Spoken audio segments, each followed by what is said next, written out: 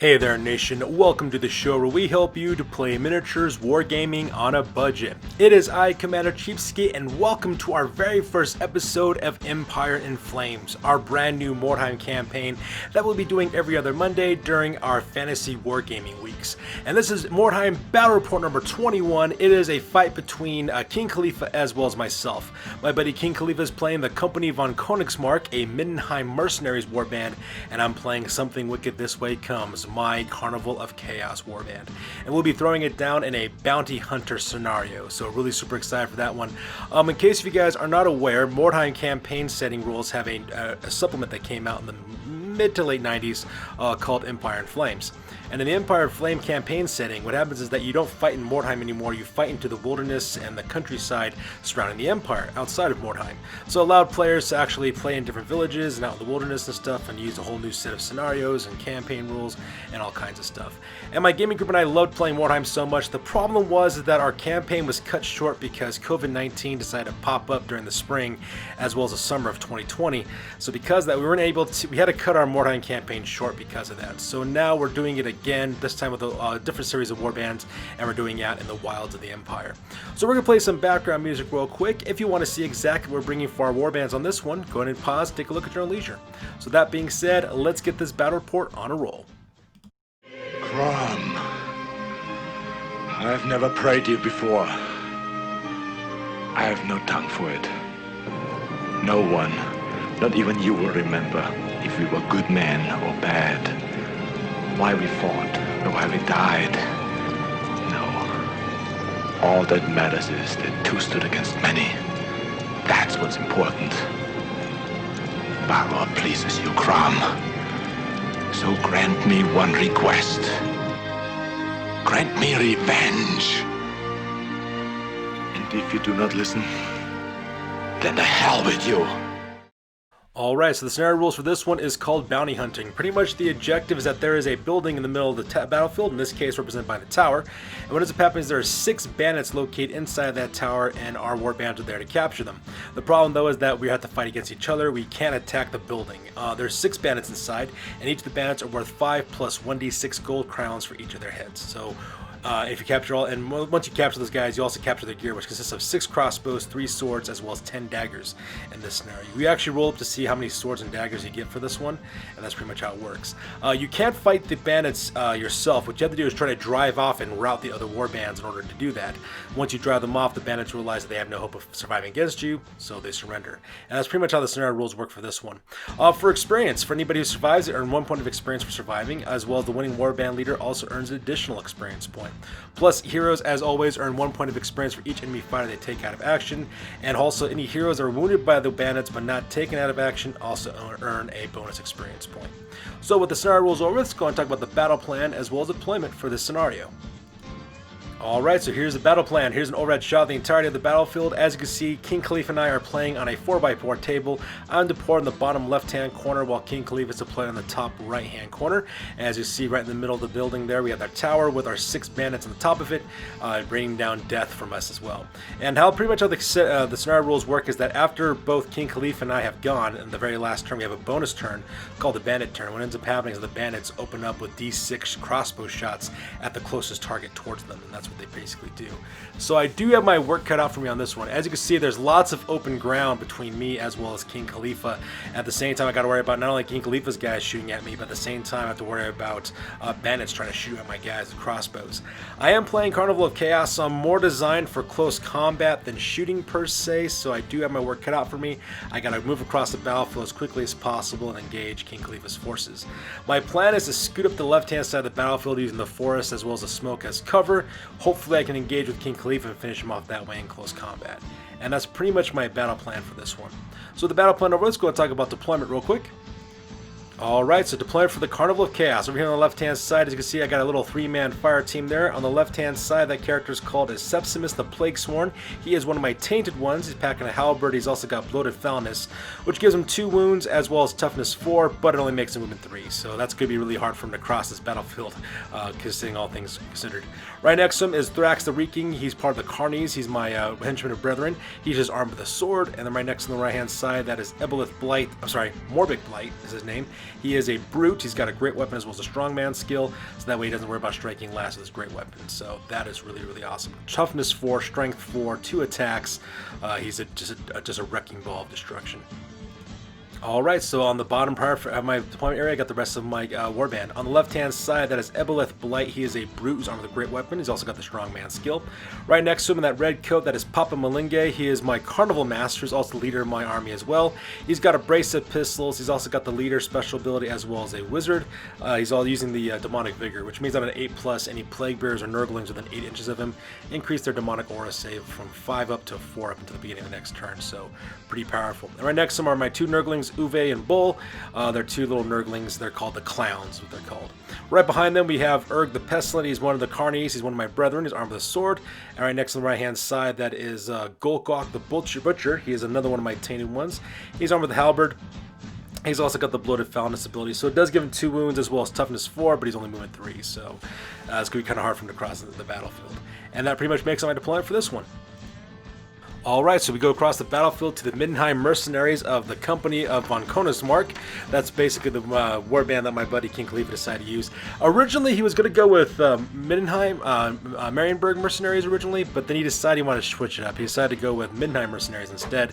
He liked the idea of the close combat of it all, so it's pretty cool.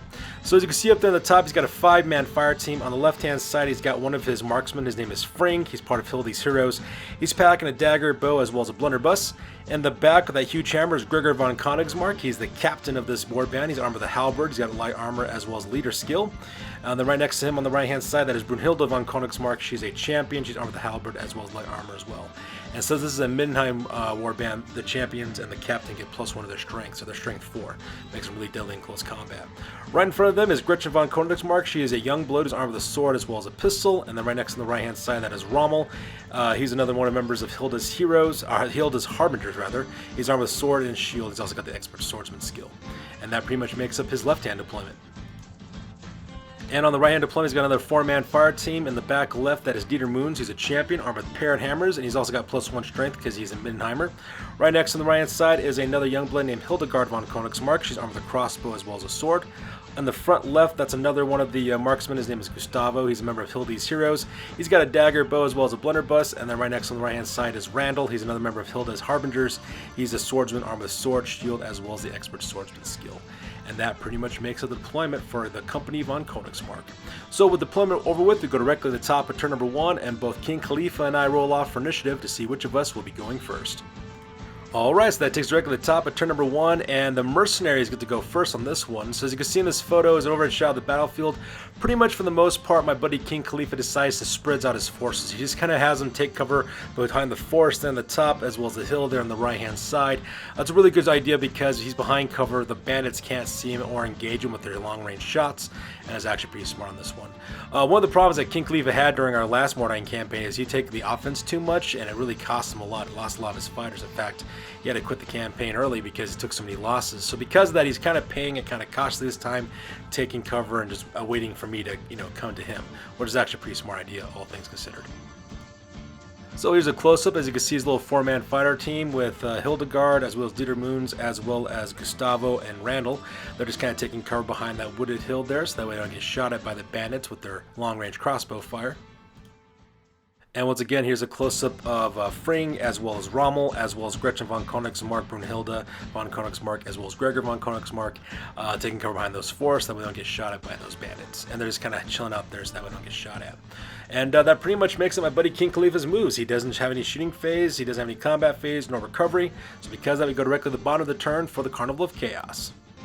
So we go directly to the bottom of turn number 1 for the Carnival of Chaos for my warband Something Wicked This Way Comes. And this is when I realized that I am going to have to foot slog it across the battlefield to get to him. My buddy King Khalifa just is more than happy just to kind of stand there and hide behind cover and let me get shot at by bandits the entire time. And that's kind of rough because my warband is kind of slow. So, them's the break, I guess. So the first thing I do is I move up my 3-man fire team on the left-hand side. They go correctly into those forests. They basically run in order to take cover behind those forests and get shot at. I do exactly the same thing with my little 5-man fire team, using the autumnal forest in order to protect my flank for the most part. And that's pretty much what I do is I try to make my way up the left-hand side and try to engage King Khalifa. So as you can see, here's a little close-up here of Thrax the Reeking, as well as Morbhic Blight as well as Sepsimus the Plague Swarm moving up as quickly as they can, using those forests as cover, so that way they don't get shot at.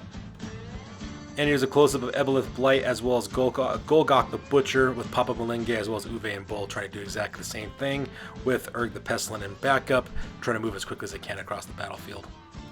And as you can see in this photo, unfortunately, Sepsimus the Plague Swarm gets a wound put on him from the bandits. Decided to get off 4 shots on the bandits. Of those 4 shots, I think 1 only hit and 1 wounded him, so because of that, it's kind of rough. Luckily for me, though, he is bloated, so he has 1 more wound left, but at the same time, though, I don't like taking casualties this early in the battle report.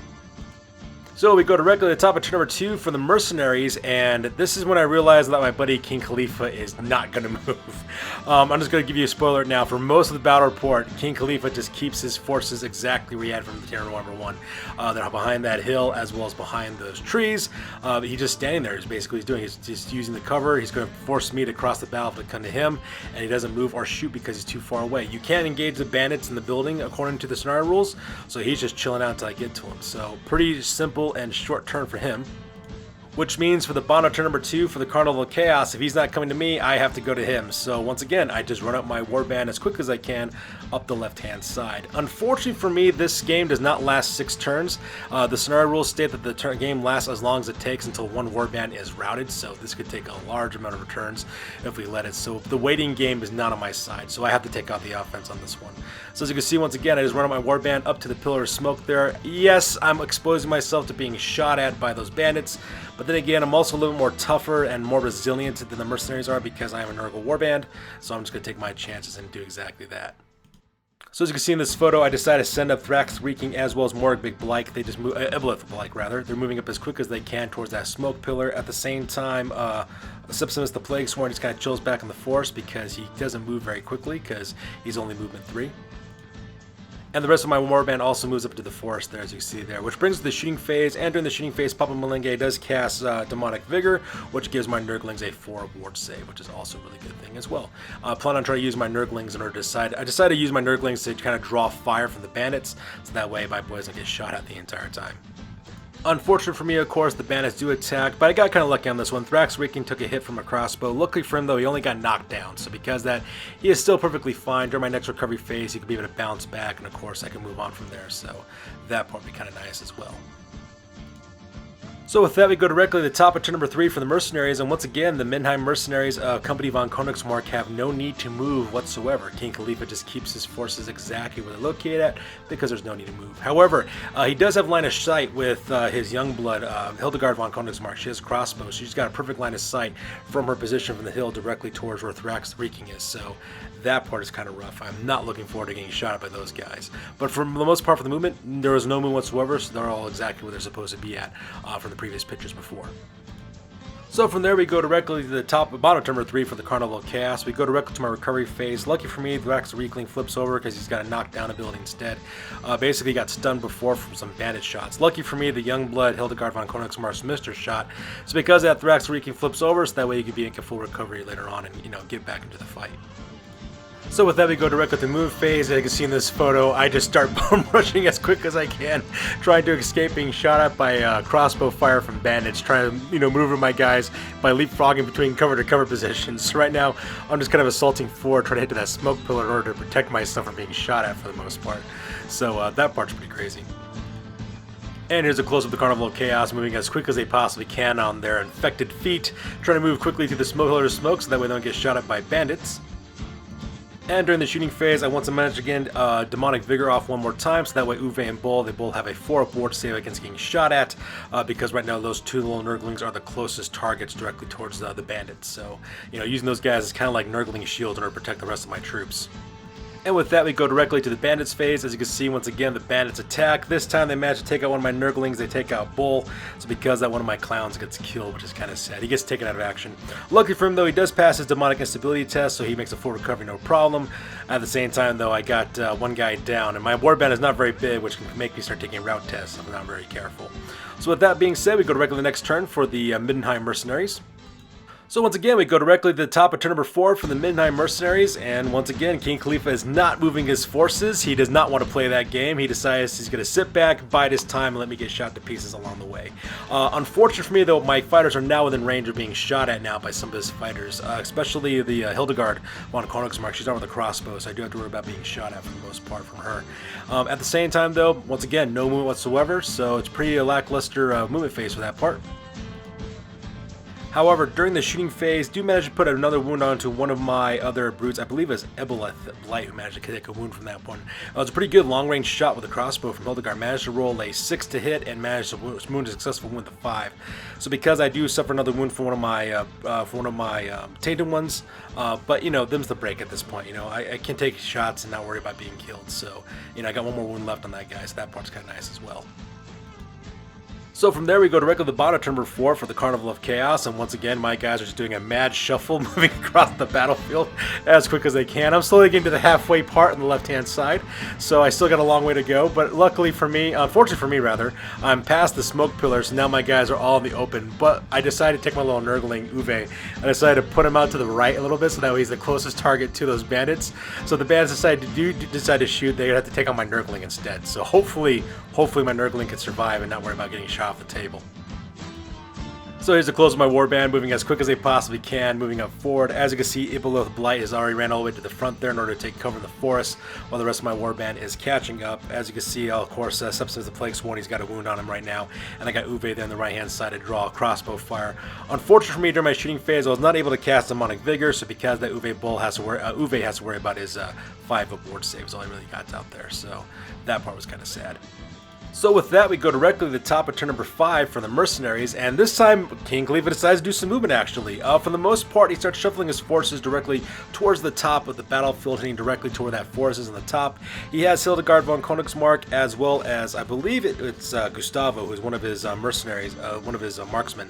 The two of them go up to the top of the wooded hill using the trees as cover, so because of that, the bandits don't have line of sight to them because they're hiding behind the trees. However, because they're using the trees as cover, they do have line of sight on the rest of my guys. So I gotta worry about being able to shot at long distances from Hildegard von Kongismarck as well as Gustavo. Both one armed with a crossbow, the other one armed with a bow.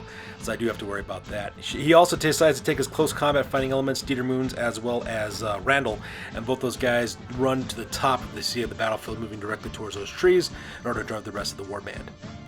So here's a close-up of Gustavo as well as Hildegard von Kongismarck moving into behind the trees, so that way they can take cover and not get shot at by bandits.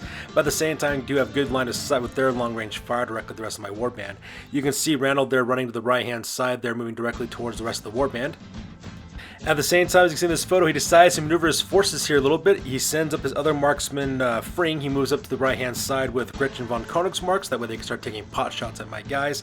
At the same time, you can see Dieter Moons running up directly to drive the rest of the warband as well.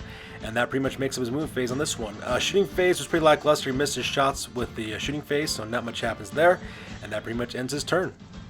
So with that, we go directly to the bottom of turn number 5 for the Carnival of Chaos, and my warband, Something Wicked This Way Comes, once again, just keeps on trucking forward, running as quick as they possibly can. As you can see, I make it past the clearing directly into the wooded area, so most of my warband is in that second wooded area there on the left-hand side. At the same time, Ibelith Blight, though, he runs up to directly the forest in the front there, using the trees as cover. I then take Uwe, my little nurgling, and I run him to the right-hand side, even closer to the bandits, so that way the bandits have to draw their fire directly to him. Nurglings only cost 15 gold pieces, so if I lose him, it's not that big a deal. I can always hire a new one, and that's pretty much my idea for this part of it. And then once again, I'm just trying to get as quickly as I can across the battlefield to cause some problems. So here's a close-up of my warband, Ibelith Blight, taking point in that forest at the top, while the rest of my other warband takes cover amongst the trees there, trying to close the distance between my warband as well as King Khalifa, so that way I can bring the pain during the combat phase. And here's a close-up of Uwe, my lone singular clown, nurgling in the middle of the battlefield, getting ready to take some long-range fire from bandits, standing all alone and acting as a crossbow bolt sponge. Luckily for me, the bandits failed their attacks this turn, so nothing happened to Uwe, so everything is looking pretty for my warband so far. Alright, so from there we go directly to the top of turn number 6 for the Mercenaries, from the Middenheim Mercenaries, and once again there is some movement going on for the rest of his warband. As you can see, he decides to move up the rest of his fighters to the top of the table there. You really can't see it because they're behind the forests. However, he decides to take Rommel, one of his swords, when he actually breaks through cover, so that way he's on the top of the hill there, so that way he can engage anybody that's coming in through that little wooded area, while the rest of his forces take cover behind the trees. so that way they can also continue fighting when I get into close combat with those guys. So once again, here's a close-up of the movement phase. On the left-hand side, you can see Gustavo as well as Hildegard von Kongismarck taking cover behind the trees, getting ready to do some long-range shooting directly into my warband, because my warband is now getting closer to his fighting forces. And once again, here's a close-up of his forces. He decided to shuffle all of his guys to the right-hand side there, as you can see there, making them ready to get ready to fight. He's got Fring in the front, Gustavo in the front. That guy's armed with a blunderbuss, so he takes point. Right behind him is Gretchen von Kongismarck, with Gregor von Kongismarck right behind them on the right-hand side. We got Brunhilde bringing up the rear, with Dieter Moons coming up closely behind. As you can see, the last of the fighters, Randall, is moving up as quickly as he can in order to catch up with the rest of the warband. And during the shooting phase, unfortunately for me, Ibelith Blight does catch a bullet being fired directly from Gretchen von Kongismarck. She opens fire with a pistol directly into him, puts him directly out of action, but all things considered is actually not so bad. Ibelith Blight actually makes a full recovery, so I am down one of my brutes, which is kind of sad, but at the same time though, you know, I got the rest of my warband, and you know, I still haven't taken route tests yet, so I'm pretty lucky that way, all things considered. However, what was not so great, however, was Fring. It was Gustavo. That's right. Gustavo managed to hit Uwe with a bolt, with an arrow from his longbow, which is kind of sad as well. Luckily for me, though, he's only knocked down, so I don't have to take any route tests at this point. So, all things considered, fingers crossed. Hopefully, my luck just keeps on going for the rest of this battle report. So from there, we go directly to the bottom of turn number 6, directly to the recovery phase. And so for the Carnival of Chaos, as you can see in this photo, my little champion, Uwe, he managed to get back on his feet again, getting ready to fight and bring glory for the Carnival of Chaos. So lucky for him. So with the recovery phase over with, we go directly to the movement phase. And in the movement phase, I'm still too far away in order to gauge my opponents for the most part, so because of that, I have to just run most of my forces. I do declare a charge with Uwe. Uwe does manage to get in close combat with Randall, the swordsman who's over there at the top of the hill, so that part's kind of cool. He's engaged him in close combat. Meanwhile, I pretty much run the rest of my warband directly into that forest where Ibelith Blight got shot at. However, Papa Malinge, though, I do not run him. I just only move him up as normal Moonalance, so that way he can open fire with his brace of pistols directly into my opponents. He's the only guy who's got any ranged combat for my warband. So here's a close-up of my warband moving directly to the trees. I do apologize for the blurriness of this photo, but as you see, most of my guys are taking cover in the trees, while Papa Malinge just moves up his normal Moonalance, so that way he can open fire with his pistols directly into my opponent and cause some problems that way. And here's also a close-up of Uwe fighting directly against Randall in close combat, which is all kinds of awesome. So with the move phase over with, we go directly to the shooting phase. And in the shooting phase, I managed to get my first kill on this one. Papa Malinge takes aim with a pistol, opens fire directly into Gustavo, managed to hit that guy directly in the head, which is all kinds of awesome, putting that guy out of action. Unfortunately for me, though, he does make a full recovery, so no harm, no foul, but at the same time, that's one less fight I got to worry about from the Middenheim Mercenaries, and hopefully I can bring the pain in the close combat phase with Uwe. So from there we go directly to the combat phase. Unfortunately, Uwe was not able to cause any injuries directly onto Randall. Randall was unable to do anything back to Uwe, so because the two of them are still engaged in close combat, fighting it out. I just kind of imagine too, I can imagine this guy Randall trying to stomp on little Uwe, and Uwe's just kind of rolling around laughing at him the entire time, which is hilarious. However, what was not so very hilarious, however, was the bandits attacked. Because Randall and Uwe were the closest targets to them, they got 6 shots off. 3 of them went to each of them. I think only both of them got hit once is when it ended up happening. But luckily for both of them, they're both knocked down. So nothing, no harm, no foul there. They're just kind of taking cover right now, being shot at by crossbows at the moment. So from there we go directly to the top of turn number 7 for the Mercenaries, and we go directly to the recovery phase. So because of that, Randall gets back on his feet again because he's perfectly fine, and since he's engaged in close combat with Uwe, Uwe automatically gets back on his feet again, and once again they'll be going for another round of close combat between these guys, you know, not being shot at from long distance by bandits notwithstanding. So with the recovery phase over with, you go directly to the movement phase. And during the movement phase, not much movement actually happens for the Middenheim Mercenaries. It's kind of pretty much stay on the ground like they've been doing for most of the battle report. They've been kind of staying up there, taking cover, not trying to get shot by bandits, also trying to keep distances between me as well as my warband. The only real movement actually you can't really see in this photo was Gretchen von Kongismarck. She decides to run back. The reason why is because she used her 1 pistol shot, so she won't be able to shoot this turn. She'll have to wait for her next turn to shoot, so because of that, King Cleave decided to pull her back, so that way she can take a turn to reload her pistol. Oh, I'm sorry, I did make a mistake. Fring, he did move. I do apologize for that. One of the marksmen who was hanging out with Hildegard von Kongismarck, he decides to run forward as he decides to do. So he just kind of breaks from cover and runs as quickly as he can in order to drive the rest of the warband. I do apologize. I do forget that he moved on this one. And once again, here's a close-up. As you can see, Gretchen von Kongismarck pulls back, so that way she can reload her pistol for the most part. So with the move phase over with, there is no shooting. So from there, we go directly to the combat phase. And once again, combat between Uwe as well as Randall doesn't go really anywhere. They're both of them are just still kind of engaged in close combat, unable to hurt each other for the most part. So the two of them are still engaged in close combat, not doing much of anything against the other. So from there we go directly to the bottom of turn number 7 for the Carnival of Chaos, and this is photos taken after the move phase, and I start going on the offensive. I just run up the rest of my warband there on the top left. I don't care if I get countercharge against King Khalifa. In fact, I'm kind of hoping he does, because I need to come to grips with those Middenheim Mercenaries and defeat those guys in close combat, because this me running around chasing them stuff has got to end pretty sooner or later. So you can see there I decided to set up my Brethren as well as my Brutes and my Tainted ones. They just run up as quickly as they can in order to engage my enemy. At the same time, Papa Malenge also moves up his normal Moon so that way you can open fire with his pistols at range. So as you can see in this photo, the Carnies move up with both Thrax the Reeking as well as Urg the Pestilent right between at the same time. I decided to throw in my last remaining Brute, Morbik Blight. He's also there in the center. And the back I got Sepsimus as well as Golgok the Butcher, and then you can see Papa Malinga in the back there, and you can see on the right hand side that Uwe is still engaged in close combat with Randall. And in the shooting phase, I managed to get a critical shot off with one of my pistols as Papa Malenge opens fire directly into Gregor von Kongismarck, put a stun result on him, so which is also kinds of awesome as well. So he goes crashing face down into the dirt, and he's currently bleeding out because I managed to shoot him with one of my pistols. So things are looking much better for my warband at this point.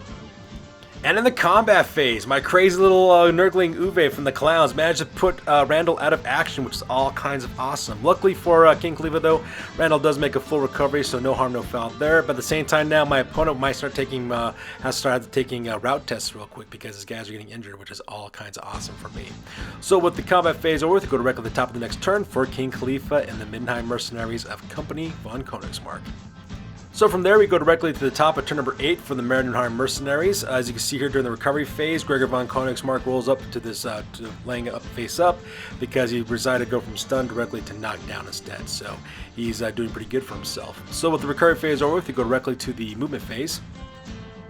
And during the movement phase, King Khalifa decides to take the offensive. He charges forward with Dieter Moons as well as Brunhilde von Kongismarck as well as Rommel as well. They go charging forward, start engaging my forces in close combat. While this is occurring at the same time, Fring, he moves up as quick as he can away from the wooded hill directly to the wooded area right in the top, so that way he can lend some long-range fire and support for the rest of his warband for the most part. So here's a close-up of the move phase. As you can see, Dieter Moons goes directly into Thrax the Reeking, while at the same time, what's his name? I forgot his name already. Rommel, there we go. Rommel, he goes charging directly into Urg the Pestilent, getting him in close combat.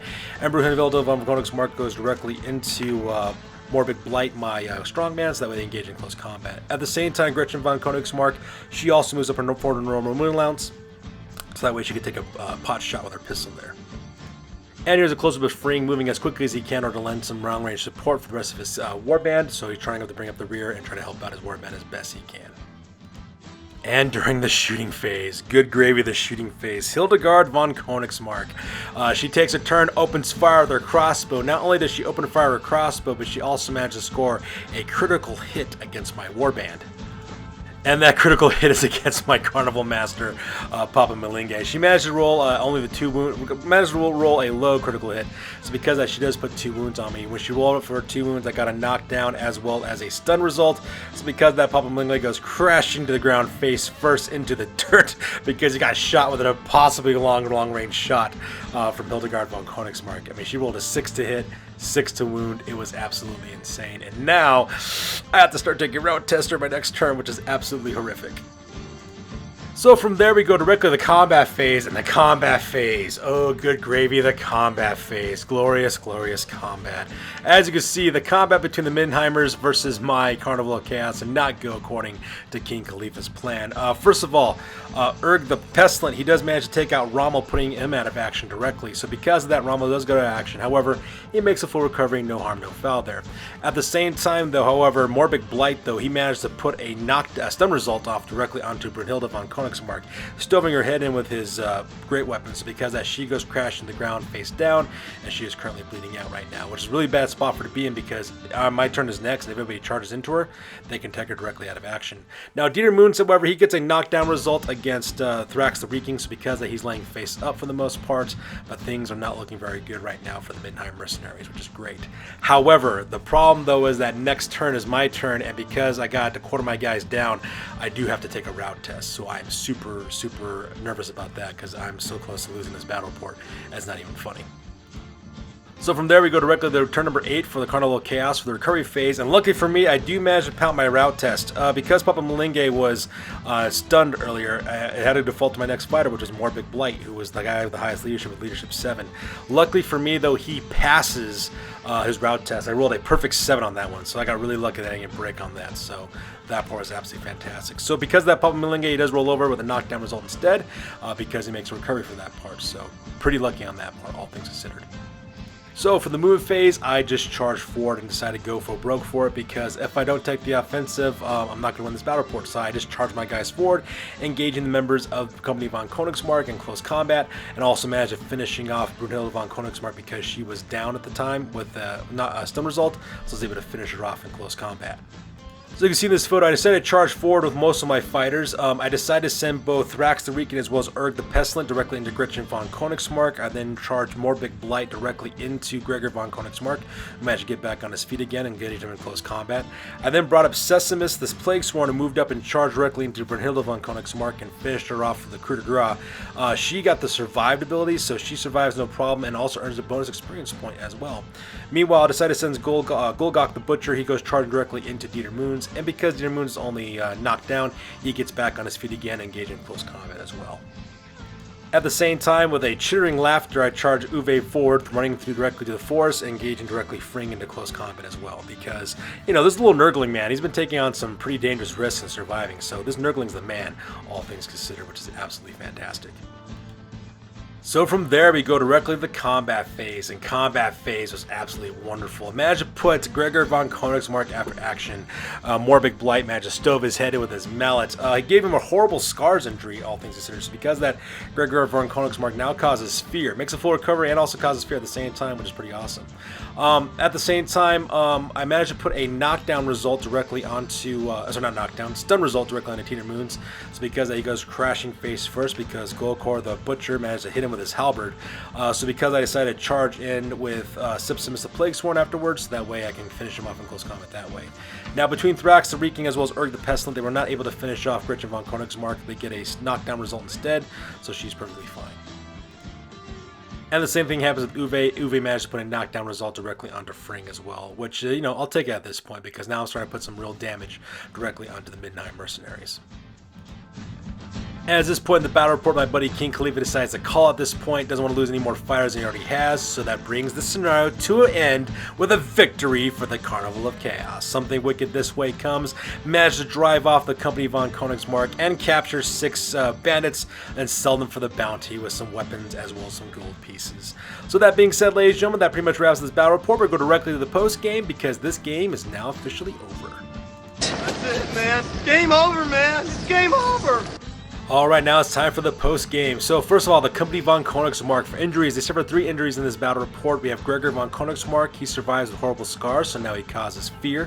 Brunhilde von Kongismarck also survives with a surviving injury, so because she gets +1 bonus experience point. And Rommel and Randall of Hilda's heroes make full recoveries as well, so 4 guys go out of action. For advancements, Brunhilde von Kongismarck actually leveled up, learning the strongman skill, so because of that, she doesn't worry about striking last when using a great weapon. During the exploration phase, Kompanie von Kongismarck managed to find 2 pieces of treasure while exploring the wilds of the Empire, and they also managed to find a raving lunatic at the same time, who knows a secret. And basically what ended up happening is that in the next battle reports that they fight in, 3 fighters may deploy anywhere not within 10 inches of enemy, as well as the group of 4 inches of each other. So pretty good secret that they managed to discover there in the wilds of the Empire. From the trading post, they managed to raise up 50 gold pieces from exploration, and with those 50 gold pieces, they purchased a great weapon and shield for Brunhilde von Kongismarck. They also purchased a brace of pistol for Gretchen von Kongismarck as well. Now they gave Gretchen's extra pistol to Hildegard von Kongismarck, so that way she's packing a pistol now as well. And they also placed Brunhilde's halberd into the stored equipment. The Warband's new record now is at 0 wins as well as 1 loss, and the new Warband rating now is at 90 points. So from there, we go directly to something wicked this way comes, my Carnival of Chaos warband. For my injuries, I suffered 2 injuries. Ebolith Blight, one of my strongmen, makes a full recovery, no problem, and same with my Nurgling Bull. He managed to make a full recovery, no problem whatsoever as well. For advancements, 2 members of my warband did advance. Papa Malinge, our Carnival Master, he actually levels up, and he learns the Warrior Wizard skill, so that way now he can wear armor as well as cast spells, so now it makes him even deadlier, because that's always a good thing for wizards. At the same time, Sepsimus the Plague Sworn, he also also levels up as well. And he learned the sprint skill, which means that my guy now runs 3 times Wind Allowance, which is going to be really important because Septimus the Plague Sworn is slow with his bloated mutation that he has. During the exploration phase, I managed to find 4 pieces of treasure and also found Mordheim refugees, which in this case my carnivals decided to sacrifice to Papa Nurgle, and that's why Papa Malinge got additional experience point and why I also leveled up as well, which is absolutely fantastic. From the trading post, I sold my treasure for 70 gold pieces and I earned 58 gold pieces from collecting the bounties on the bandits. I also captured 6 crossbows, 3 swords, as well as 10 daggers. I sold the daggers for 10 gold pieces and the swords for 15, and I sold one of the crossbows for an additional 12 gold pieces on top of that. From there, with the money I then accrued, I decided to recruit a new brethren. His name is Brethren to the Carnies. His name is Shurlo the Riven. And also I gave the crossbows that I captured to my brethren, so now all 3 of my brethren are carrying crossbows as well as swords. I also equipped Golgok the Butcher as well as Septimus the Plague Swarm with crossbows as well, so that way my 2 Tainted can now shoot as well, which is pretty awesome. I then purchased heavy armor for Papa Malinge because getting shot at from long distance really sucked, so, and plus now he has that Warrior Wizard ability, he can wear armor now, which is also awesome. I also purchased light armor for Ebelith as well as Morbic Blight to my 2 brutes. And with the remaining gold pieces I had left over, I recruited a Plague Bearer named Festering Jawbreaker, so I now have a Plague Bearer within my army, which is absolutely fantastic. My new record now is at 1 win as well as 0 losses, and my new warband rating now is at 96 points. So that's good to do for this one, you guys, for battle report number 21, the very first battle report of our Empire in Flames campaign. As always, please feel free to like, comment, and or subscribe. You guys' input is invaluable to us as always. Also check us out on Facebook, Instagram, as well as blogger.com for all the latest greatest hobby news related to our channel. That's good to do for this one, you guys. We'll catch you guys next one. Peace out and stay classy.